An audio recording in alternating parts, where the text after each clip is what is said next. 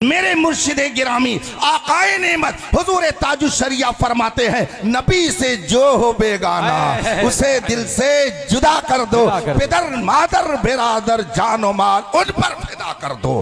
खुदा की मार्फत के लिए दरबारे मुस्तफा में जाना पड़ेगा।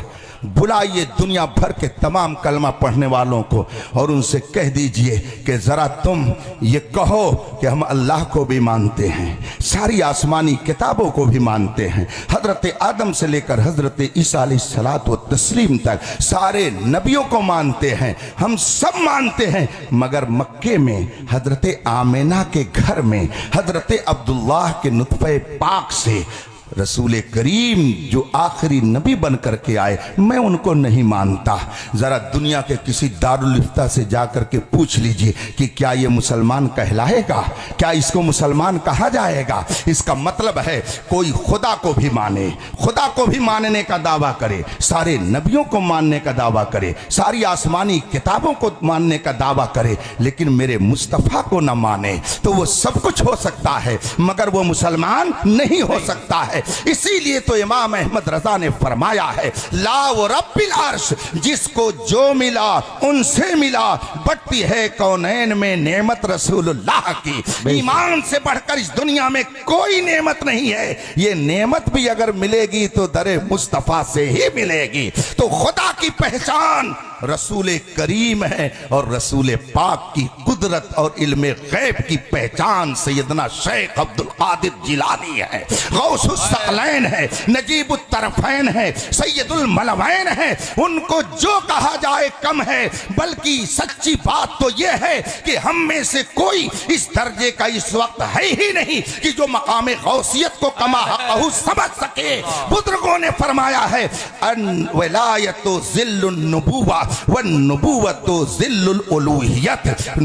विलायत क्या है? ये नबूवत का जलवा है। और नबूवत क्या है? ये उलूहियत का जलवा है। तो जब तक आदमी मर्तबे विलायत को नहीं समझेगा तब तक गौसे आजम के मकाम को नहीं समझ सकता है। इसीलिए बहुत से नाबलद लोग सैयदना गौसे आजम की शान में गुस्ताखी करते हैं, मगर जो लोग गुस्ताखी करते हैं उनका अंजाम कितना भयानक होता है वो तारीख के औराक में महफूज है, आप उसको पढ़ सकते हैं। हम तो अल्हम्दुलिल्लाह रजा वाले हैं। रजा ने कहा है अपनी जबान में, तेरी किस्मत की कसम खाएं सगाने बगदाद, हिंद में रह के भी देता रहूं पहरा तेरा। तो हम तो अल्हम्दुलिल्लाह अजमत गौसे आजम के पहरेदार हैं, उनके दरबार के चौकीदार हैं।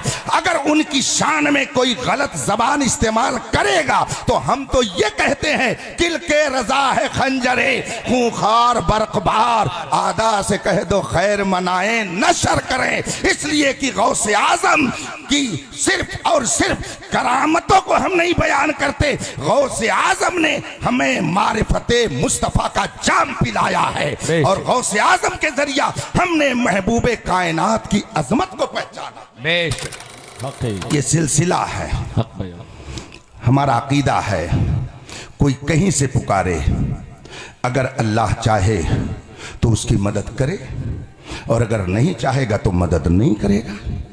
आपने हुजूर सैयदना शेख अली हुसैन अशरफी मियाँ रहमतुल्लाह ताला अलैह का नाम सुना होगा कि छोचा शरीफ की बड़ी बाबरकत और बुजुर्ग शख्सियत का नाम है।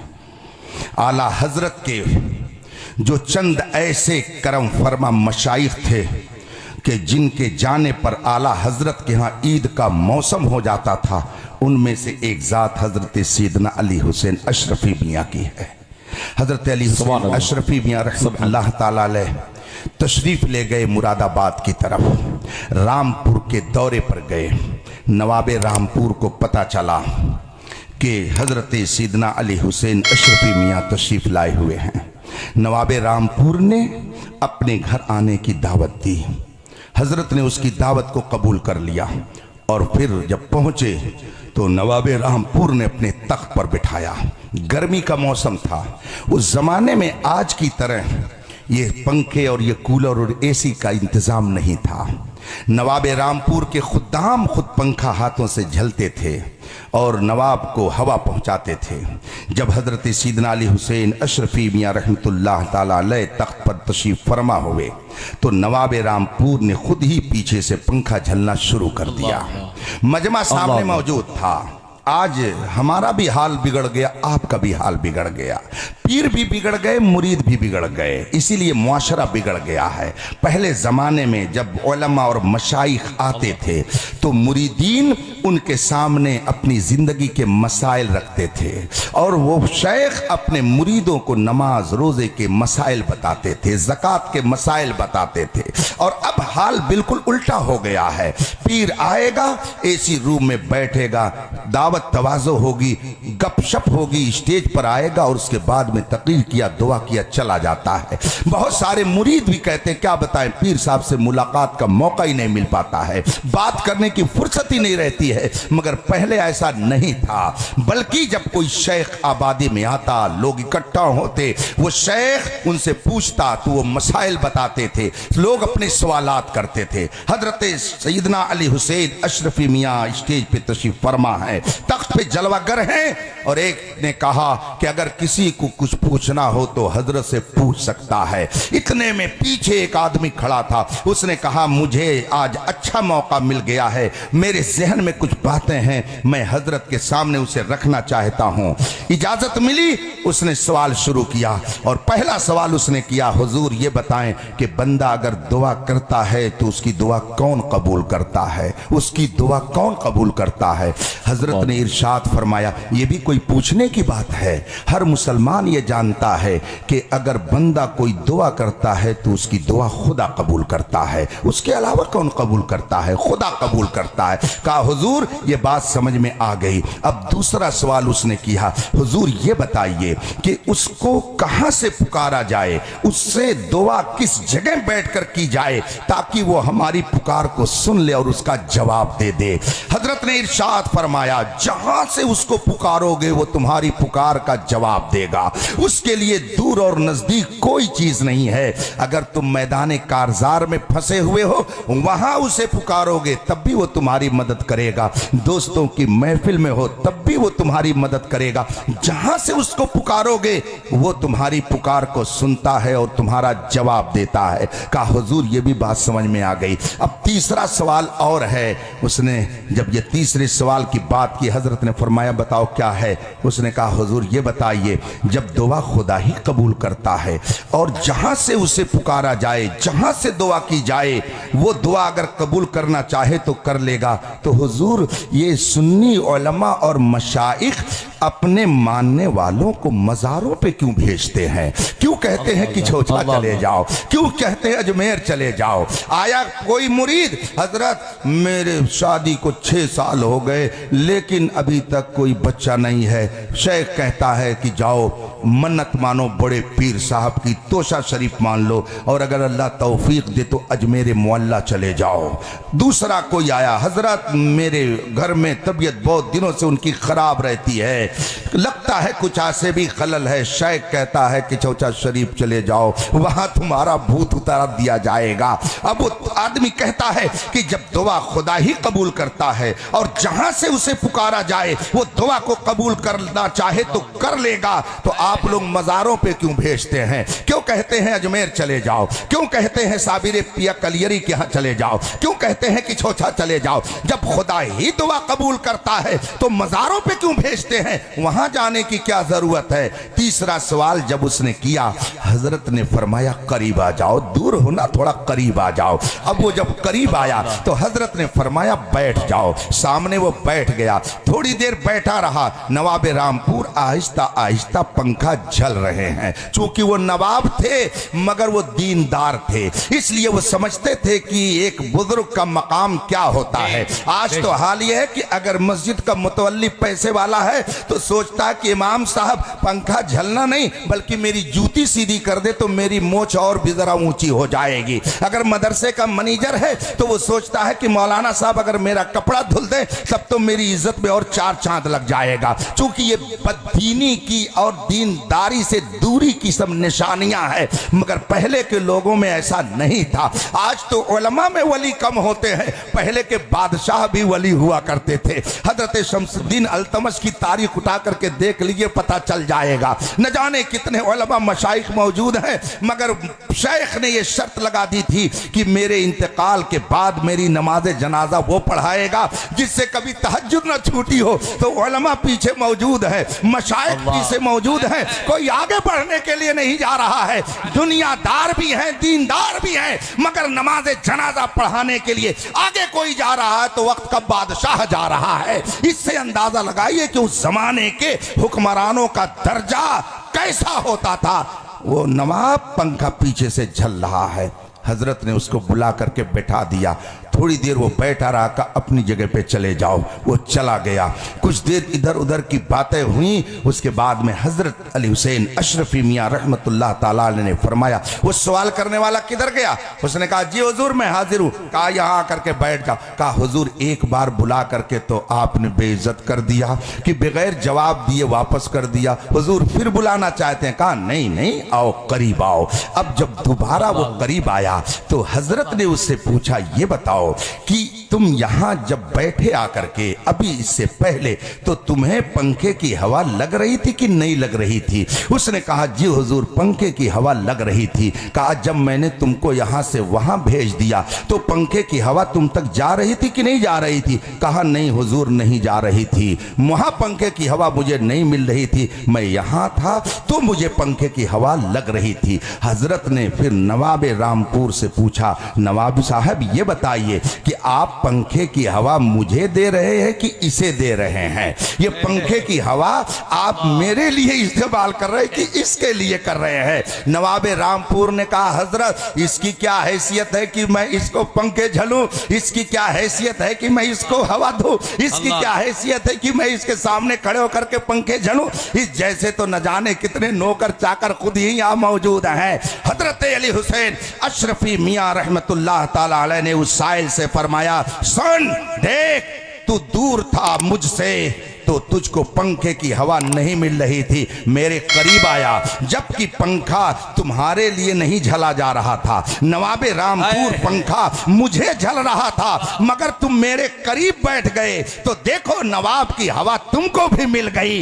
इसका मतलब यह है कि नवाब अगरचे तुम्हें पंखे की हवा नहीं देना चाहता, लेकिन जिसको वो दे रहा है अगर तुम उसके करीब चले जाओगे तो तुम्हें भी फैज मिल जाएगा।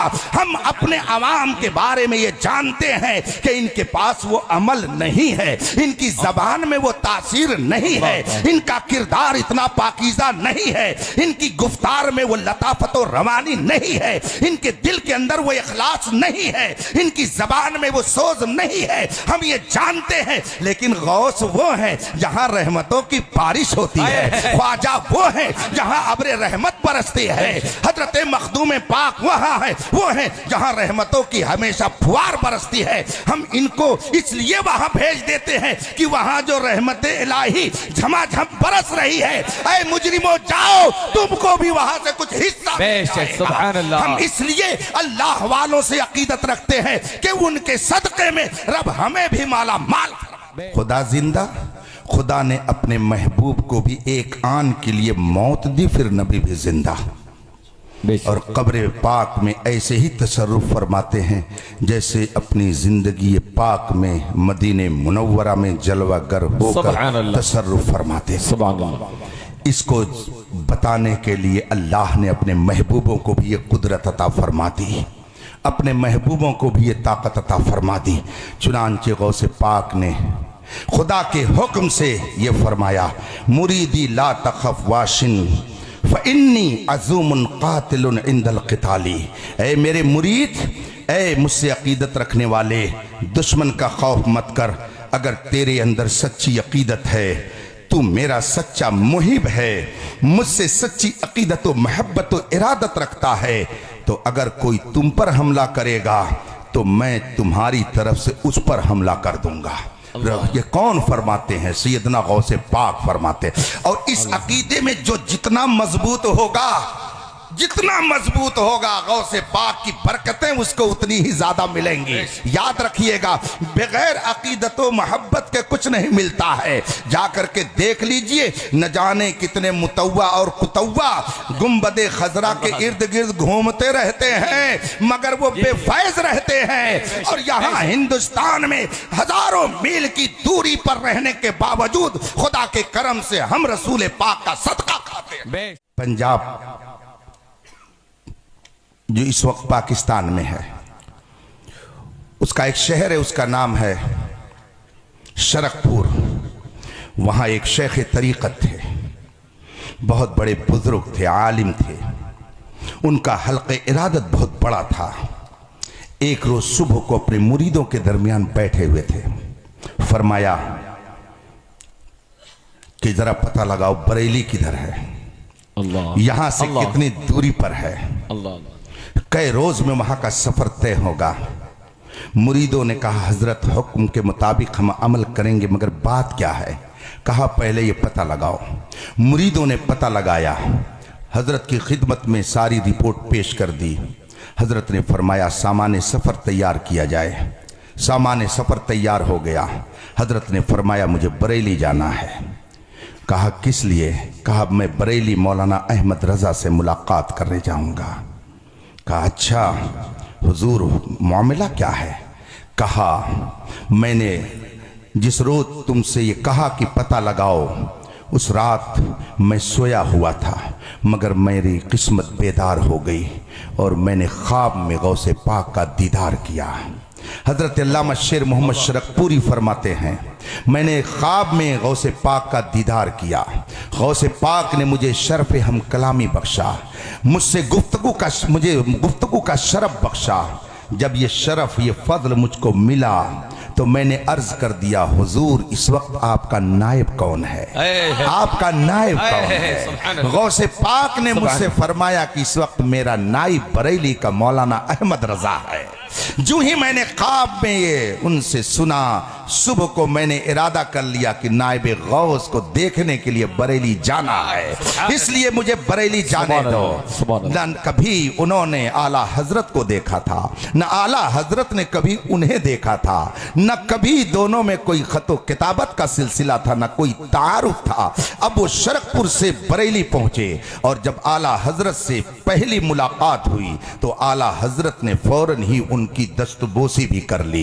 ये दस्तबोसी, ये ताजीम है, लेकिन ताजीम आदमी उसी की करता है जिसकी अजमत को जानता होगा, जिसे पहचानता होगा। अगर आपके दरमियान बड़ा से बड़ा आलिम आ जाए और आप उसे न पहचानते हो तो दस्तबोसी तो दूर की बात है, उसको आप कुर्सी भी नहीं देंगे। और अगर छोटा सा छोटा बच्चा आ जाए और आप जानते हो कि ये मेरा उस्ताद ज्यादा है, मेरा पीर ज्यादा है, तो आप फौरन उसके लिए खड़े हो जाएंगे। इसका मतलब है कि ताजीम आदमी उसी वक्त करता है जब उसका मर्तबा जानता है।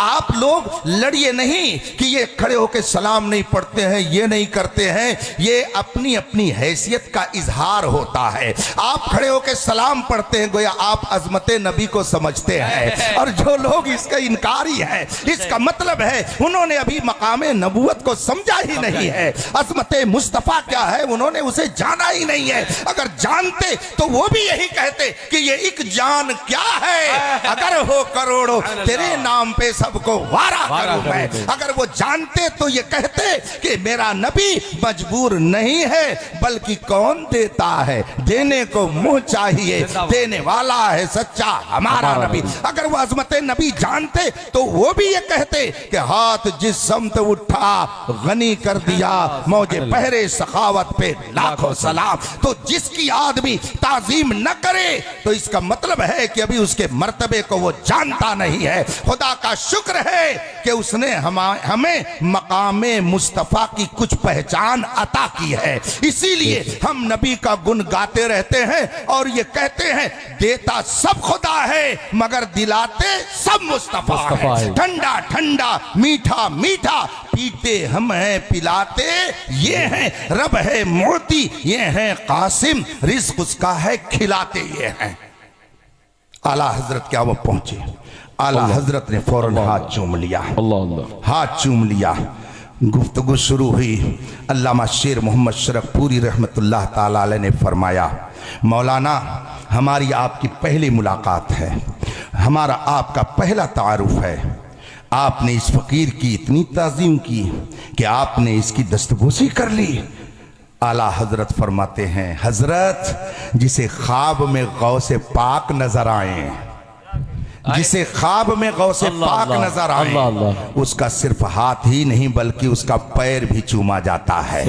ये नबी नहीं है, नबी के गुलाम हैं। मगर कोई शरकपुर ख्वाब में कुछ देख रहा है तो बरेली का अहमद रजा यहाँ बैठ करके उसे जान रहा है। जब नबी के गुलामों के इल्म का यह आलम है तो मुस्तफा के इल्म का कौन अंदाजा लगा सकता है? जब उनके गदा भर देते हैं शाहाने जमाना की झोली, मुहताज का जब ये आलम है, मुख्तार का आलम क्या? बेशक सुभान अल्लाह। अल्लामा शेर मोहम्मद साहब से आला हजरत ने फरमाया कि जिसे ख्वाब में गौसे पाक नजर आए, सिर्फ उसका हाथ ही नहीं बल्कि उसका कदम भी चूमा जा सकता है। ये है अल्लाह वालों की वो दुनिया कि जो सिर्फ अल्लाह वालों से मोहब्बत करने वाले ही जान सकते हैं। आला हजरत रज़ियल्लाहु ताला अन्हो को ऐसी अकीदत सरकार गौसे पाक से थी, ऐसी अकीदत थी कि खुदा की कसम दुनियाए हिंद में आशिक़ो शैदाए गौसे आज़म उस जमाने से लेकर इस जमाने तक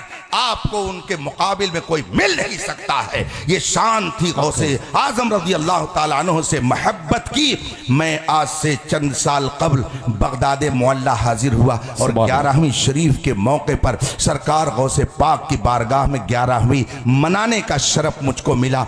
एक रोज़ वाक़यात तो बहुत वहाँ के हैं जहन में, लेकिन एक रोज़ मैं चला गया खानकाह शरीफ की बाहर रोड पर लगी हुई दुकानों का मुआयना करने के लिए, देखने के लिए। तो देखा एक दुकान है, उसके आधे हिस्से में चाय खाना है और आधे हिस्से में कुतुब खाना है। मैं कुतुब खाने की तरफ बढ़ा, देखूं इसमें कोई किताब अगर कारामद हो तो उसे ख़रीद लूं। देखा तो एक किताब ऊपर का वर्क फटा हुआ, लेकिन उसके ऊपर लिखा हुआ था वसाया शेख अब्दुल कादिर अल जिलानी रहमहुल्लाह, यानी ये किताब सैयदना गौसे पाक की वसीयतों पर मुश्तमिल है। सैयदना गौसे पाक की वसीयतें इसमें दर्ज हैं। अरबी में वो किताब थी, मैंने वो किताब खरीद ली। वो मुझे हैरत से देखने लगा, इसलिए कि बोसीदा किताब फटा हुआ वर्क कौन लेता है, और वो भी उस वक्त वहां के हिसाब से 30,000 दीनार में मैंने खरीदा था। और 30,000 दीनार जानते हैं हिंदुस्तान का 100-150 रुपया उस वक्त का, इसलिए कि वो पैसा वहां का बिल्कुल भूसा हो चुका था। जंग के बाद में गया था। मैंने वो किताब खरीद ली और उसके बाद में जब मैं आया अपनी क़याम गाह पर, मेरी अपनी आदत है, मेरे पास जो किताब कोई तोहफे में आती है मैं उसको एक नजर जरूर देखता हूं। कोई किताब खरीदता हूं एक नजर जरूर पढ़ता हूं। इख्तलाफी मौजुआत पर वहाबियत क्या है, देवबंदियत क्या है, नजदियत क्या है, राफिजियत क्या है, असर हाजिर का फितने मौलाइयत क्या है, सुलह कुल्लियत क्या है, मैंने हर मौजू पर किताबों का तकरीबन इस वक्त 1000 किताबों का मैंने मुताला किया है। और अल्हम्दुलिल्लाह तकरीबन 2 दर्जन किताबें मैंने अब तक लिखी हैं जो पूरी दुनिया में पढ़ी जा रही हैं। फतावा अलीमिया एक किताब 3 जिल्दों में है जो 2000 सफ़हात पर मुश्तमिल है। उर्दू में, इंग्लिश में, हिंदी में, अरबी में, गुजराती में, न जाने कितनी जबानों में मेरी किताबें आपको नेट पर मिल जाएंगी। ये सब किताबें अल्हम्दुलिल्लाह मैं पढ़ता हूँ, तब अलमारी की जीनत बनाता हूँ। मैंने उस किताब को पढ़ना शुरू किया, 1 सफ़ा पढ़ा, 2 सफ़ा पढ़ा, उसमें मुकद्दमा क्या ये हजरत लोग जान, शुरू में जो बातें कुछ लिखी जाती हैं तमहीद के तौर पर उसे मुकद्दमा कहा जाता है। इराक शरीफ के किसी प्रोफेसर ने उसका मुकद्दमा लिखा था, बहुत अच्छा मुकद्दमा उसने लिखा। मेरी दिलचस्पी बढ़ गई, मैं उसको पढ़ने लगा। पढ़ते पढ़ते मैं एक मकाम पे जाकर के रुक गया। तन्हाई में भी मुझे मुस्कुराहट ने आ घेरा और मैं अपने दिल में सोचने लगा कि सुभान अल्लाह, हिंदुस्तानी मुसलमानों की क्या शान है। इराक के उस प्रोफेसर ने उस मुकदमे में लिखा था कि यूं तो गौसे पाक के चाहने वाले पूरी दुनिया में फैले हुए हैं, मगर वो कौन से मुल्क हैं जो नुमाया है और जहां के लोग सरे फहरिस्त हैं गौसे पाक से मोहब्बत करने वालों में। तो खुदा की कसम उस प्रोफेसर ने उन नामों में दूसरे नंबर पर हम हिंदुस्तानियों का नाम दिया था। इसका मतलब यह है कि अल्हम्दुलिल्लाह गौसे आजम के यहाँ रहने वाले खुदाम भी ये समझते हैं हिंदुस्तान का मुसलमान अपने बुजुर्गों का गद्दार नहीं है बल्कि उनका वफादार बन करके जिंदगी। बेशक सुभान अल्लाह। जब तक बुजुर्गों के वफादार रहोगे इसी तरीके से मुश्किलात में भी मुस्कुराते रहोगे, और अगर उनसे रिश्ता तोड़ लोगे तो हो सकता है दुनिया मिल जाए मगर आखिरत नहीं मिल सकती है। इसलिए आज ले उनकी पनाह, आज मदद मांग उनसे, कल न मानेंगे कयामत में अगर मान गया।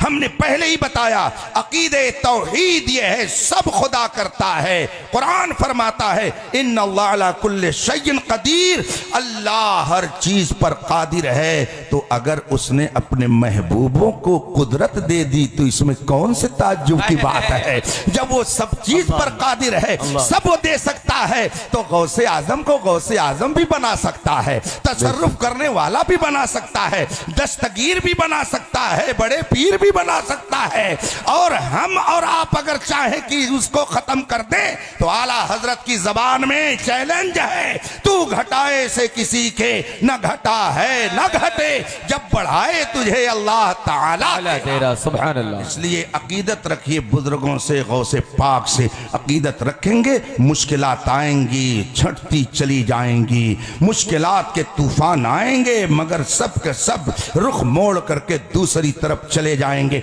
आला हजरत का आखिरी वाक़या बयान करके मैं आपसे रुखसत होता हूं ताकि आपको ये यकीन की दौलत मिले कि बिलाशुबहा खुदा अपने महबूबों के जरिया मुसलमानों की कैसी मदद फरमाता है। आला हजरत ने एक मसला लिखा, उसकी तफसील में नहीं जाऊंगा। कुछ अपने ही लोग थे जिन्होंने आला हजरत की मुखालफत की, जवाब तो नहीं बन पड़ा, इसलिए कि आला हजरत ने तहदीस नेमत के तौर पर खुद ही अपने बारे में फरमाया, मुल्के सुखन की शाही तुमको रजा मुसल्लम, जिस समत आ गए हो सिक्के बिठा दिए हैं। आला हजरत ने एक एक मौजू पर ऐसा दरियाए इल्म बहाया है कि अपने तो अपने हैं, बेगाने भी कहते हैं कि अहमद रजा इल्म के पहाड़ का नाम है। आला हजरत ये मामूली शख्सियत का नाम नहीं, फजलो कमाल के हिमालय पहाड़ का नाम है। आला हजरत ने जिस मौजू पर किताब लिखी थी कुछ लोगों ने मुखालफत की, लेकिन जब उनका बस न चला तो उन्होंने आला हजरत को माअज़ल्लाह कत्ल कराने का प्लान बना लिया। दुश्मनी में आदमी कहीं तक भी जा सकता है। आला हजरत हर नमाज के लिए मस्जिद तशरीफ ले जाते थे, हत्ता कि जब आपकी तबीयत ज़्यादा अलील हो गई और ख़ुद अपने कदम नाज से मस्जिद चलने की ताकत नहीं पा रहे थे तो आपको कुर्सी पे बिठाया जाता और लोग कुर्सी पे बिठा करके मस्जिद ले जाते और आला हजरत मस्जिद में जा करके नमाज का एहतमाम करते थे। उनके ज़ुहद व तक़वा का यह आलम था, पाबंदी ऐसी थी।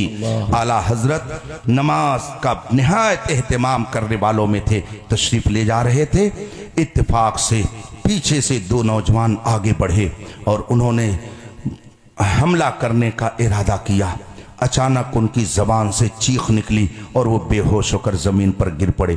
आला हजरत आगे जा रहे हैं, पीछे से ये लोग जा रहे थे मगर चीखें निकली, ये गिर पड़े। आला हजरत ने मुड़कर देखा और चूंकि नमाज का वक्त हो रहा था इसलिए आप तशरीफ ले गए। ये वाकया हयात आला हजरत में मलिकुल उलमा अल्लामा ज़फ़रुद्दीन बिहारी अलैहि रहमतुल बारी ने तहरीर फरमाया है।